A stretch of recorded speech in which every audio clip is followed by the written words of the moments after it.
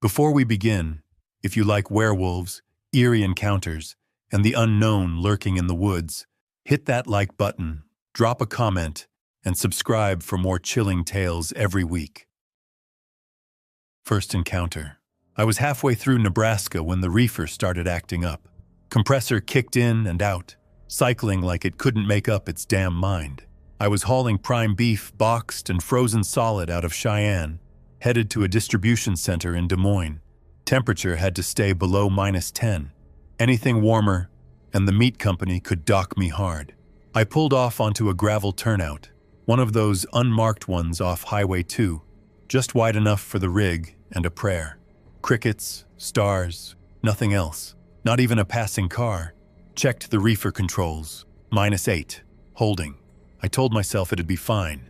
Still, I couldn't shake the feeling that something was off. You get a sixth sense doing this job long enough. Not ghosts or aliens, just the way a strange smell lingers in the air. It smelled faintly rotten, like spoiled meat seeping through frozen packaging. I thought maybe some of the beef in the back was starting to go bad, that the issues with the reefer were more serious than I initially thought. So I pulled over and got out to have a look. I walked the length of the trailer with a flashlight, boots crunching over loose gravel. Then I saw something I didn't expect. Something had clawed a hole in the aluminum siding near the back doors. Jagged, torn edges, big enough for a man to crawl through. Deep gouges surrounded it in every direction, as if whatever made them had struggled to get in or out. Fresh, not rusted or weather-worn. At least now I knew where the smell was coming from and why the trailer wouldn't stay cold. I scanned the area around the truck, confused, unable to explain what I saw right in front of me.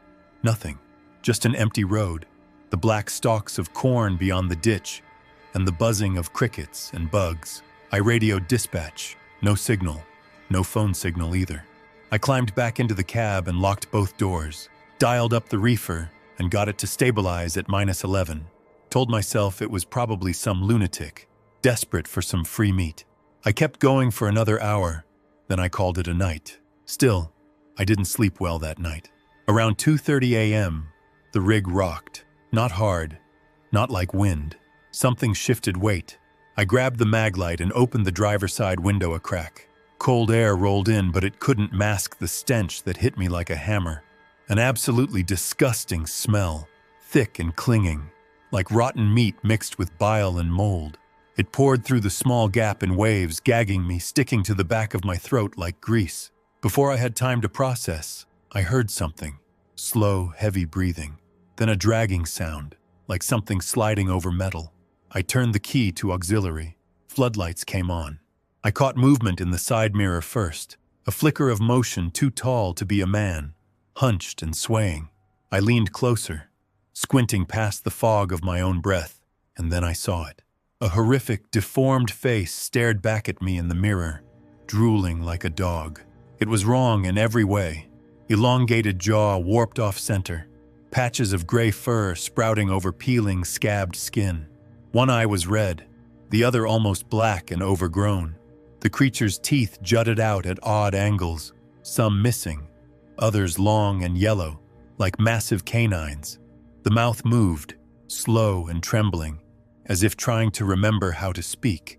I turned, heart slamming in my chest, and saw it fully now, standing next to the trailer, not far from where I had found the hole earlier. Naked, bent, wrong. It blinked at the lights, then gave a sick moan that built into a deep, guttural growl, the kind that vibrated through the glass and settled in my spine.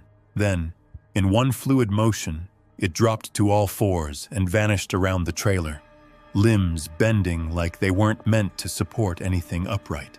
I didn't breathe. I slammed the rig into gear, engine coughing to life. I peeled out of that turnout, gravel flying, rig swaying like a boat in a storm. The CB crackled a few miles down. Weak signal. "Anyone on 2 eastbound, come back?" I grabbed the mic. "Copy eastbound. You see anything back there?" Something followed me out of Broken Bow. Thought it was a damn bear, but ain't no bear walking like that. Static. Then, "Keep moving, man. Keep moving. Don't stop till daylight." I didn't. Second encounter. They say you haven't really known silence until you've broken down on a rural highway in South Dakota. No traffic, no phone signal, just miles and miles of wheat, waving under a pale moon. That's where I found myself, rigged dead on the side of Route 18, 2 hours past sunset. The engine had been overheating for miles. I'd hoped to limp it to Sioux Falls, but hope doesn't patch radiators. I killed the lights, cut the engine, and stepped out to pop the hood. But before I reached the grill, a weird smell hit me. Something foul in the wind, like a mix of old garbage and wet fur baking in the sun. At first I thought a deer must have died nearby, or maybe was stuck somewhere underneath the rig. But then the wind shifted, and the smell got worse. I looked out across the wheat. Something was moving, not fast. A dark shape hunched low, slowly weaved through the stalks on 2 legs. I called out, "Hey, you all right?" And instantly regretted it. The shape stopped, raised its head. Its eyes caught the moonlight, reflecting yellow-green, like those of an animal. But the silhouette was wrong. Too big, too slow, and somewhat human. I stood frozen, trying to make sense of it. Was it someone hurt? Drunk? Lost out here? But it didn't walk right. Its steps were lopsided, its head jerking like it was listening to something I couldn't hear. Then it moved again, this time directly toward me. Confusion gave way to fear as the beam of my flashlight hit its face. It was like shining a light on a nightmare. The skin was stretched tight and mottled, torn in places to reveal raw tissue beneath. One side of the jaw drooped, lower lip torn and twitching, while the other side sneered involuntarily, bearing long, cracked teeth coated in yellow plaque. Its nose was elongated, twisted, like it had gone through some violent, incomplete transformation. Patches of gray, greasy hair clung to its scalp, shoulders, and neck, and both eyes locked on me with a hunger that gave me chills. I stumbled backward, nearly tripping over the gravel shoulder as I rushed to the cab. I slammed the door shut, locked both sides with shaking fingers, then dropped deep into the driver's seat. My hands fumbled for the wrench under the passenger floor mat. I gripped it tight and aimed the flashlight toward the field, pulse hammering in my ears. Nothing out there. Then I heard it, scratching, light at first, like claws lazily tapping steel, almost playful. Then it changed, became heavier, angrier. Something was brushing up against the frame of the cab, dragging its weight along the doors. My skin crawled. I waved the flashlight around frantically, the beam cutting across the windshield and mirrors, but I still couldn't see it. Whatever it was too close, closer than the light could catch, like it knew how to avoid it, how to stay just outside my vision, just inside my terror. Then I heard it, scratching, light at first, like claws lazily tapping steel, almost playful. Then it changed, became heavier, angrier.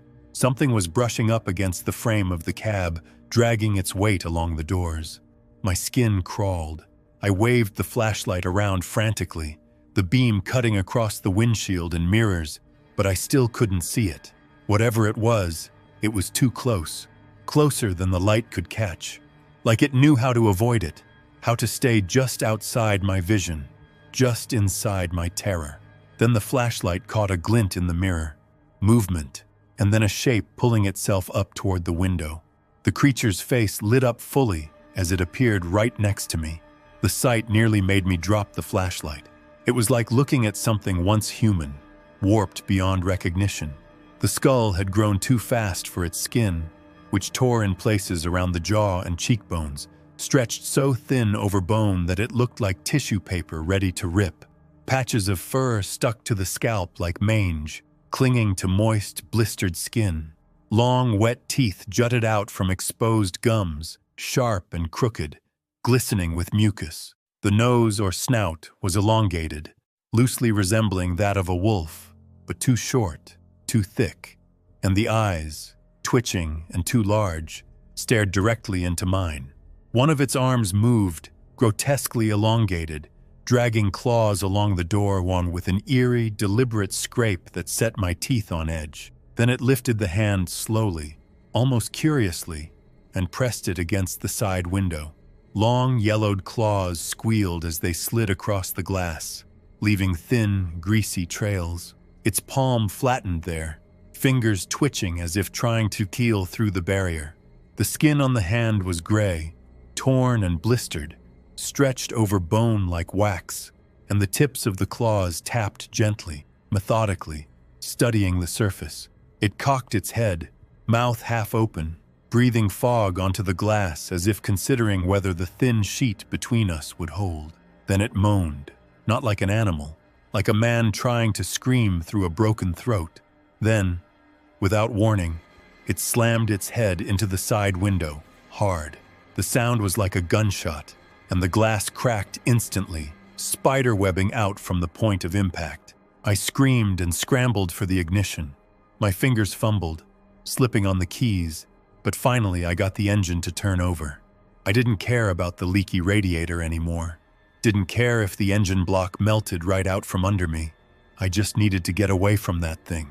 I floored it, the rig lurching forward, tires spitting gravel in all directions. Wheat blurred past both sides as I roared back onto the highway, engine screaming in protest, trailer swaying violently.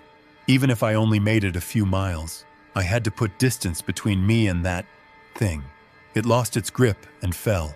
Then it ran after me, fast, too fast. I saw it in the mirror, gaining, bare feet slapping asphalt, arms swinging like pendulums. My knuckles whitened on the wheel. After a few hundred feet, it veered off into the wheat on my left and disappeared. Thank God for that. I kept going, pushing the engine past every red light on the dash until it finally sputtered, coughed, and died just shy of a brightly lit truck stop, about 12 miles from where I had seen that thing. I coasted to the shoulder. I could see the glowing signs ahead. Bathrooms, fuel, safety, maybe a quarter-mile off. I didn't wait.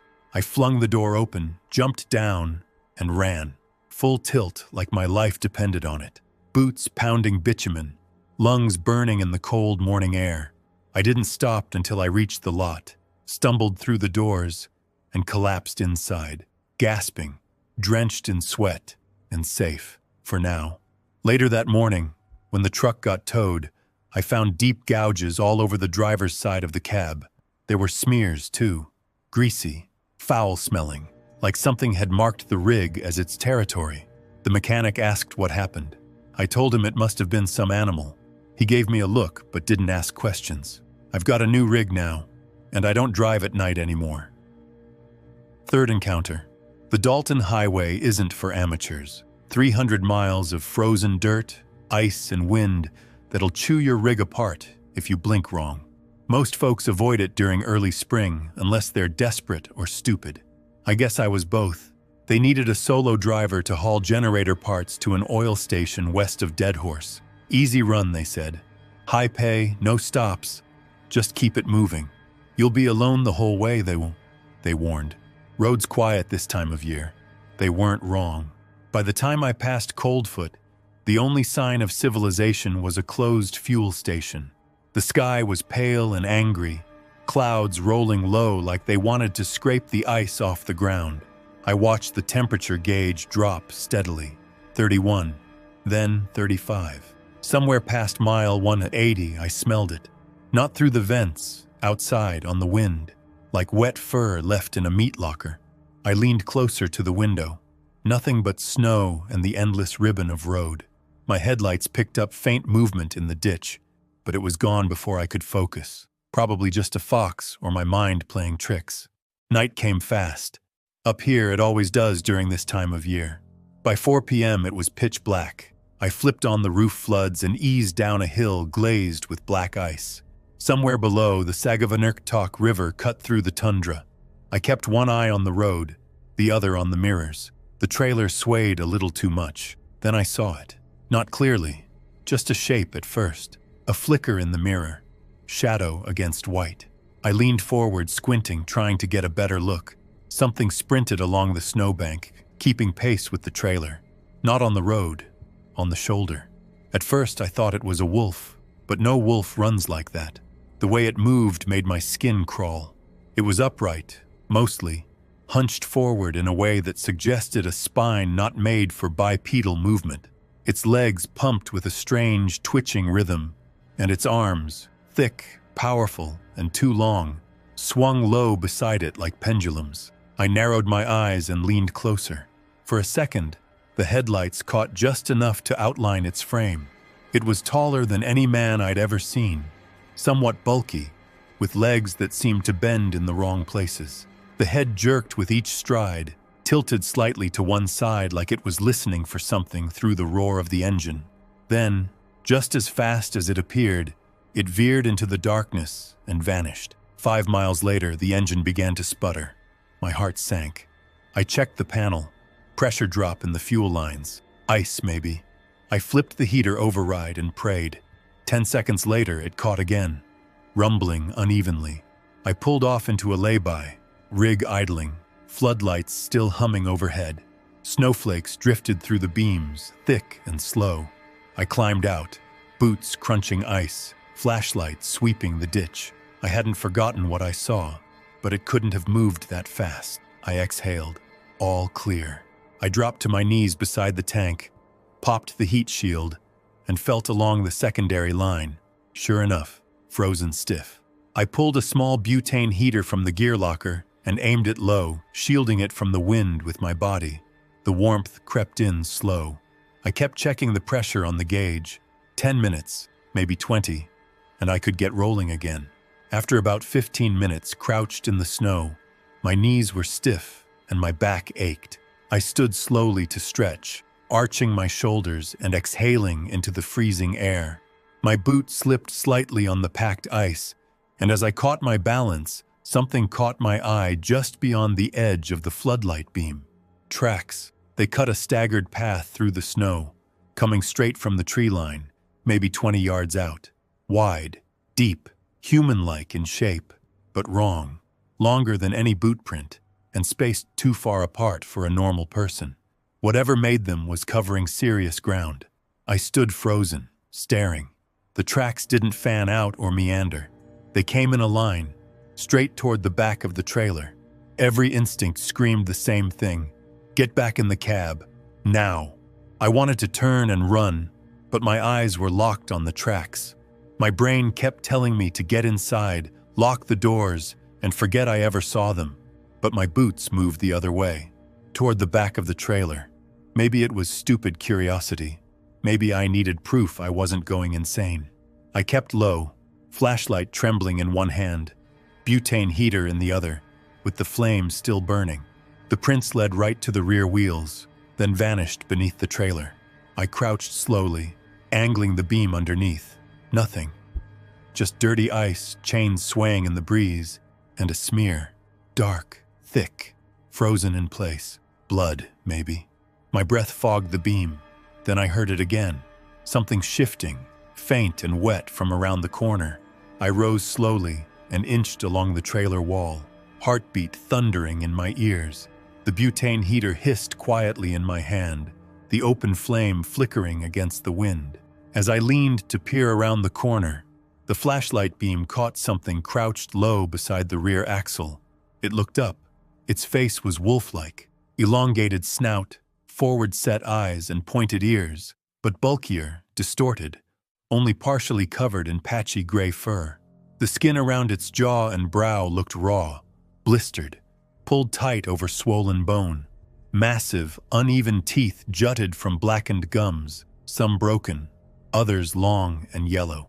The way it looked up at me, intelligent, hungry, and completely wrong, was an absolutely terrifying sight.